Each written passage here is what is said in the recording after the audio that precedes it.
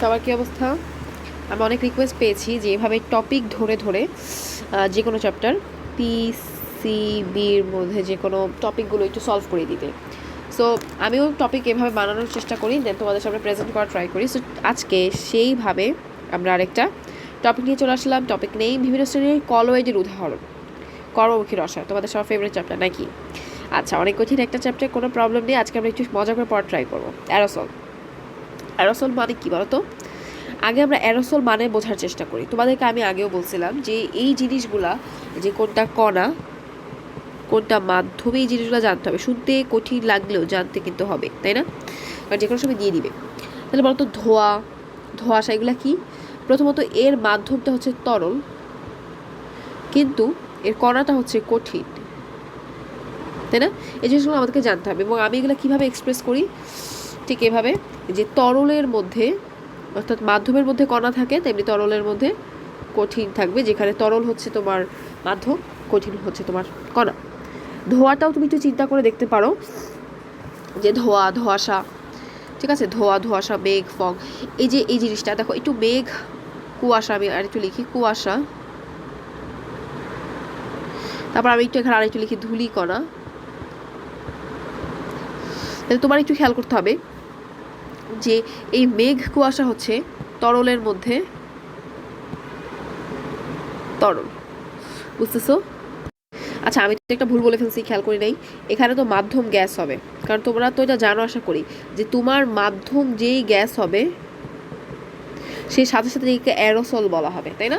আচ্ছা, একটু ভুল হয়ে গেছে, যে মাধ্যমটা হবে গ্যাস, মাধ্যমটা হবে গ্যাস। সেটা যদি কঠিন হয় তখন কোয়েশ্চেনের অ্যান্সারের এক্সাম্পলগুলো কী হয়ে যাবে বলো তো?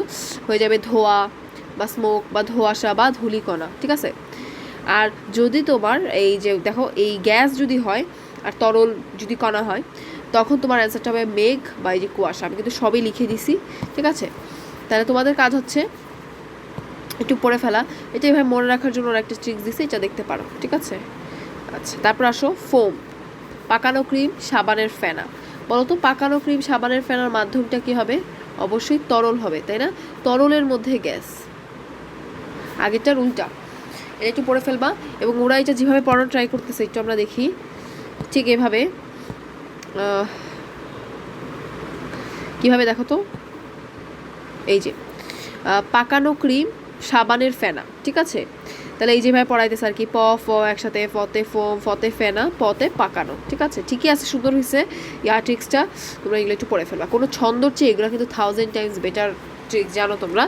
আচ্ছা, কিন্তু এই যে মাধ্যমটা কিন্তু পড়তে হবে। মাধ্যমটা আমি কী বলছি বুঝে ফেলছি।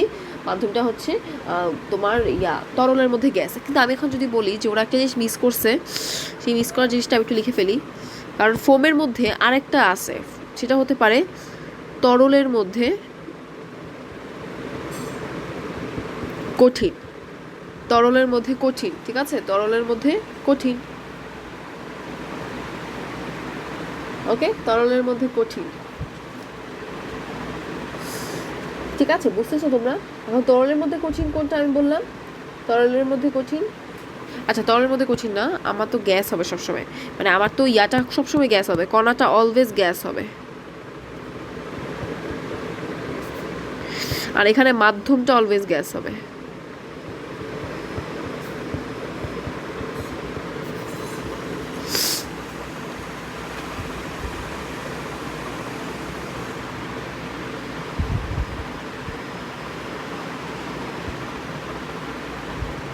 ঠিক আছে, এখন এদার এটা কী হতে পারে? তরলের মধ্যে গ্যাস হতে পারে বা কঠিনের মধ্যে গ্যাস হতে পারে, ঠিক আছে? তরলের মধ্যে গ্যাস আমরা শিখে ফেলছি, এই যে পাকানো ক্রিম, সাবানের ফেনা।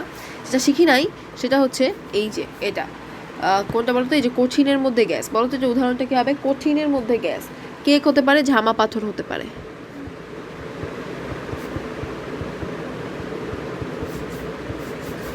কেক হতে পারে, ঝামা পাথর হতে পারে, বায়ুর সিলিকেটের মধ্যে। তাহলে এই এক্সাম্পলটা আমি বলবো একটু কঠিন, যে কঠিনের মধ্যে গ্যাস, ঠিক আছে? আচ্ছা, এরপর আসো জেল, জেলি, জুতার কালি, তাই না? দই। এখন এটা তো ট্রিক্স, তো আমি দেখতেই পাচ্ছি যে জেল থেকে জেলি, জুতার কালি, তাই না? তো তুমি মিল করতে পারতেছো, তাই না? কিন্তু এই যে পনির, দইটা কিন্তু অনেক টাফ আমি বলবো, কারণ সামনে যখন দুধ আসবে, দুধ তো একটা কলয়েড ইমালশন, তখন কিন্তু পুরোই প্যাচ লেগে যাবে, ঠিক আছে?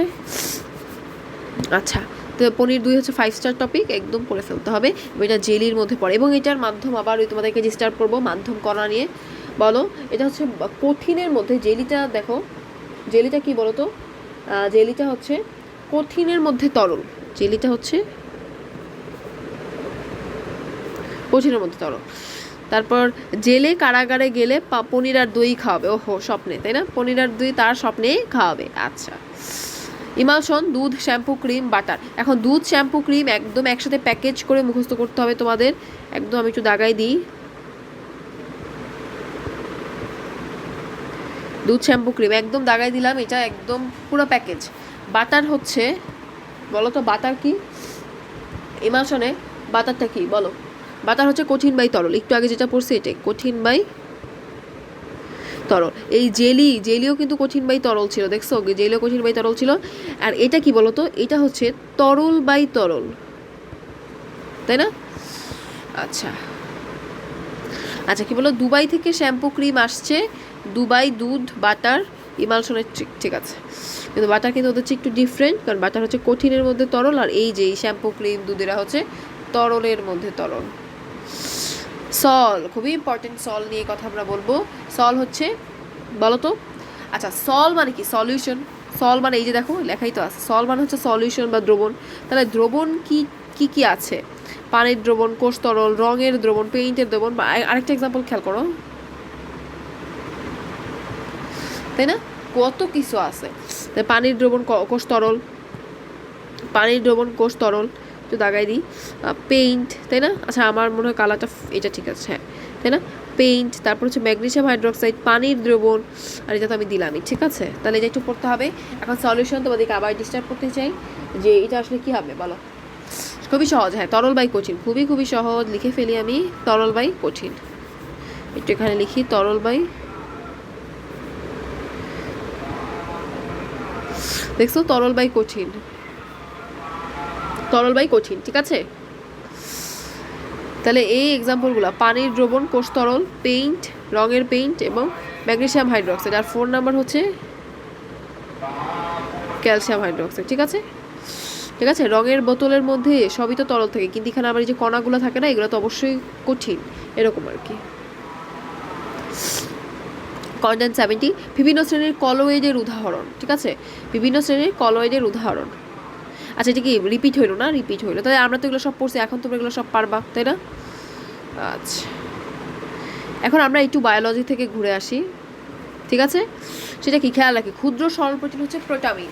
আমি কি তোমাদেরকে, এটা তোমরা কি পারো, আমি কিন্তু একটা ক্লাস নিয়েছিলাম, তোমরা দেখেছো কিনা, যে ক্ষুদ্র সরল প্রোটিন হচ্ছে প্রোটামিন। অনেকে এটাকে যারা প্রোলামিন বলবা, এই জন্য আমি কিন্তু প্রোলামিনের একটা ছন্দটন্দ দিয়ে বলছি যে প্রোলামিন অনেক পশ, অনেক মিলাইছিলাম, কিন্তু প্রোলামিন কিন্তু আসলে অ্যান্সার না, তাই না। অ্যান্সার কি আসলে, অ্যান্সার আসলে হচ্ছে প্রোটামিন, এই খেয়াল করো, অ্যান্সার কিন্তু প্রোটামিন, ঠিক আছে। ক্ষুদ্র প্রোটিন ইনসুলিন, দেখছো এখানে সরল প্রোটিনের মধ্যে প্রোটামিন অ্যান্সার, আর ক্ষুদ্র প্রোটিন বললে অ্যান্সার হয়ে যাবে ইনসুলিন। দেখছো খুবই খুবই কনফিউজিং ছিল, আমি এটা বিশ্বাস করি, এবং আমি নিজেও তো ভুল করে আসছি, তাই না। আচ্ছা এই কালারটা পারফেক্ট। আচ্ছা অপশনে ক্ষুদ্র প্রোটিন চেয়ে যদি ইনসুলিন না থাকে তাহলে অবশ্যই আনসার প্রোটামিনই হবে, যদি এইভাবে আনসার করার সম্ভাবনা কম। আর যদি অপশনে ইনসুলিন থাকে তাহলে অবশ্যই ইনসুলিনই দাগাবা। যেমন ক্ষুদ্র সরল প্রোটিন কোনটি, অবশ্যই এটা, এখানে ইনসুলিন অপশন আছে তো আমার কি, তাই না, কিন্তু অ্যান্সার কিন্তু এটাই হবে একদম, কারণ এটা বইয়ের হুবহু লাইন। ক্ষুদ্র প্রোটিন কোনটা, প্রোটামিন আছে, থাকুক বসায় রাখো, অ্যান্সার ইনসুলিন হবে, ঠিক আছে। ক্ষুদ্র প্রোটিন কোনটি, এভাবে আসার সম্ভাবনা আসলেই কম। ক্ষুদ্র প্রোটিন কোনটি, খেয়াল করো তো, ক্ষুদ্র প্রোটিন কোনটি, ক্ষুদ্র প্রোটিন হচ্ছে ইনসুলিন, তুমিও জানো আমিও জানি, কিন্তু অপশনে কি ইনসুলিন আছে, যেহেতু নাই এটা দিবা। আচ্ছা অধ্যায় কোশ্চেন, সরল প্রোটিন, দেখো তো সরল প্রোটিনগুলো একটু খুবই ইম্পর্টেন্ট, একটু 5 স্টার। স্ক্লেরোপ্রোটিন প্রাণীতে অদ্রবণীয়, দেখো পানিতে অদ্রবণীয় অনেক আছে, শুধু 3টা জিনিস দ্রবণীয়, সেই 3টা জিনিস এখানে সুন্দর করে লিখে দিছে, অ্যালবামিন, হিস্টোন, প্রোটামিন। আর যারা যারা পানিতে অদ্রবণীয় সামনে আছে, এটা অ্যালকোহলের দ্রবণীয়, অ্যালকোহলের 70 থেকে 80% দ্রবণীয় হচ্ছে প্রোলামিন, ঠিক আছে। আর এই উপরের 3জন, এই স্ক্লেরোপ্রোটিন, গ্লোবুলিন, গ্লুটেনিন, এরা হচ্ছে দ্রবণীয়ই না পানিতে। এখানে ট্রিক্স দিছে, আমি ট্রিক্স পড়ি না ভাই, অত এপিএইচ দিছে, পড়তে পারো, ঠিক আছে? আচ্ছা, বাকিগুলো এমনিতেই মনে থাকবে আশা করি। আচ্ছা, যুগ্ম প্রোটিন একটু দেখে নিও। যুগ্ম প্রোটিন দেখো তো কি? পানিতে দ্রবণীয় যুগ্ম প্রোটিন, খেয়াল করো। পানিতে দ্রবণীয় যুগ্ম প্রোটিন হচ্ছে নিউক্লিয় প্রোটিন, লিপোপ্রোটিন। নিউক্লিয় প্রোটিন, লিপোপ্রোটিন। তাহলে পানিতে দ্রবণীয় যুগ্ম প্রোটিন, এটা আমি তো একটু বলবো যে তোমরা একটু বই লিখে রাখো, আমি তো কখনো বই পাইনি এভাবে। পানিতে দ্রবণীয় যুগ্ম প্রোটিন, পানিতে দ্রবণীয় যুগ্ম প্রোটিন কারা কারা বলতো? নিউক্লিয় প্রোটিন, লিপোপ্রোটিন।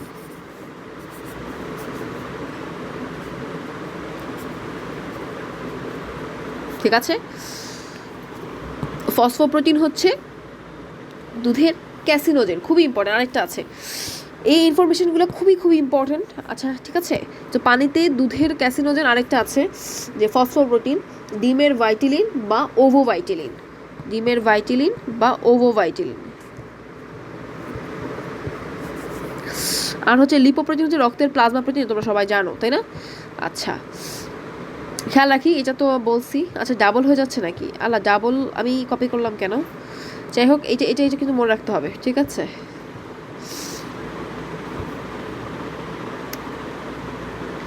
আচ্ছা, এবার আসো, ফটোট্রপিজম ঘটায় কে? আমাদের এখানে অপশন দিয়ে দিছে, ফটোট্রপিজম ঘটায় কে বলো তো? Vitamin D. তাহলে এগুলোর অ্যান্সার আসলে কি বলো?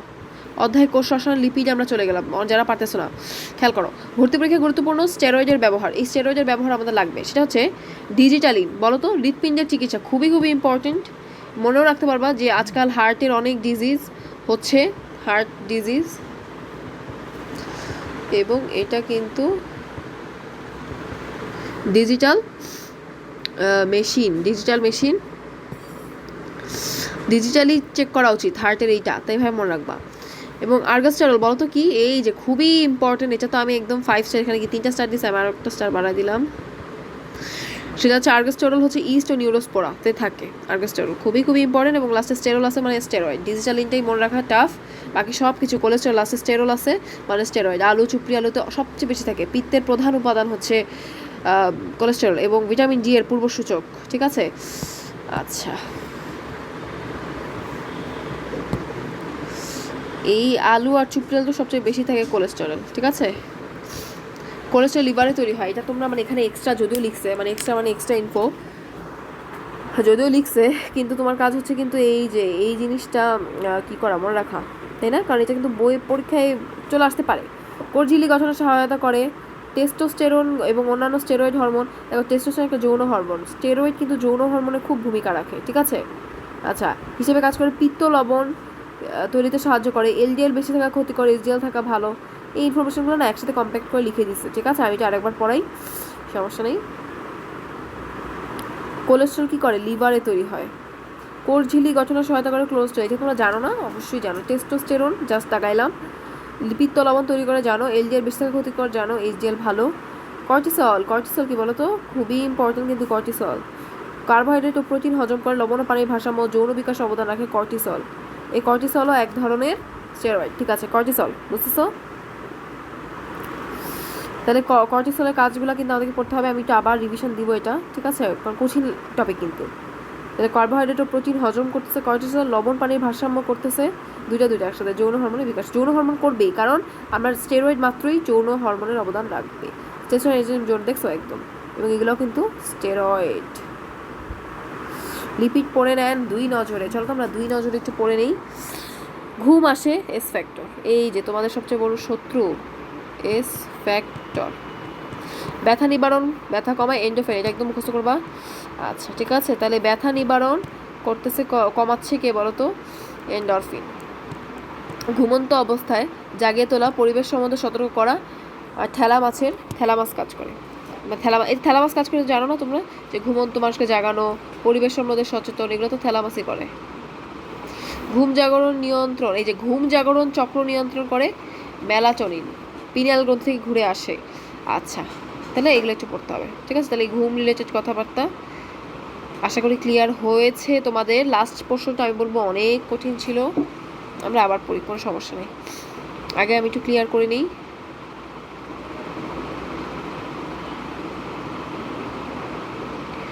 ঠিক আছে? তোমাদের কাজ কি বলো তো? একটু সুন্দর করে পড়ে ফেলা, ঠিক আছে?